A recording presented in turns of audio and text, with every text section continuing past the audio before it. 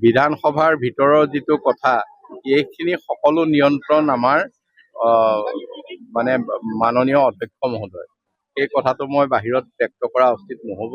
ইয়াৰ ক্ষেত্ৰত গোটেই কথাখিনি অধ্যক্ষ মহোদয়ে যেতিয়া লাগে সিদ্ধান্ত দিব লাগিব, আৰু কালি সিদ্ধান্ত দিছে, তেওঁ ক্ষমা কৰিছে। আন এটা প্ৰশ্ন, বিজেপিৰ এজন সাংসদে ধুবুৰী জিলাক মিনি বাংলাদেশ বুলি উল্লেখ কৰিছে। আপুনি যিহেতু আছুৰ লগতো জড়িত আছিলে, কি ক'ব এই সন্দৰ্ভত আপোনাৰ প্ৰতিক্ৰিয়া? এইটো সংসদৰ এটা বিতৰ্ক। এই সংসদৰ বিতৰ্কটোত সংসদ যিসকল আছে তাৰ কাউণ্টাৰ দিবলৈ তেওঁলোকে দিছে। এতিয়া আমি সংসদৰ বাহিৰৰ মানুহ, গতিকে আমি সেইটোত সন্তুষ্টি নহয়। নহয়, বিনাকান্দিৰ যিটো হেডকোৱাৰ্টাৰ, ইয়াত একমত নোহোৱাৰ কাৰণে লামডিংটো হ'ল, এইটো হোৱা নাই। গতিকে এতিয়া সকলোৰে সহমত লৈ আমি সিদ্ধান্ত লম, একো চিন্তা কৰিব লগা নাই। সেইটোতো কথা বতৰা পাতিব লাগিব নহয়, কথা বতৰা পাতিব লাগিব। আমি অতি সোনকালে 15 আগষ্টৰ ভিতৰত আৰু কেইটামান মানে চাব ডিভিজন নহ'ব, এইটো অসমৰ জিলা হ'ব।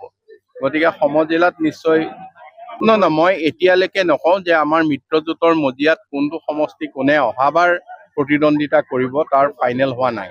গতিকে ফাইনেল হ'লে যিটোৱে ফাইনেল হয়, আমি অসম গণ পৰিষদৰ হ'লে অসম গণ পৰিষদ, ভাৰতীয় জনতা পাৰ্টিৰ হ'লে ভাৰতীয় জনতা পাৰ্টি, আমাৰ কোনো ক'বলগীয়া নাই। গতিকে নিশ্চয় আমি দুইটা দলে সমিল মিলৰ মাজতে ইয়াত প্ৰাৰ্থী হ'ব।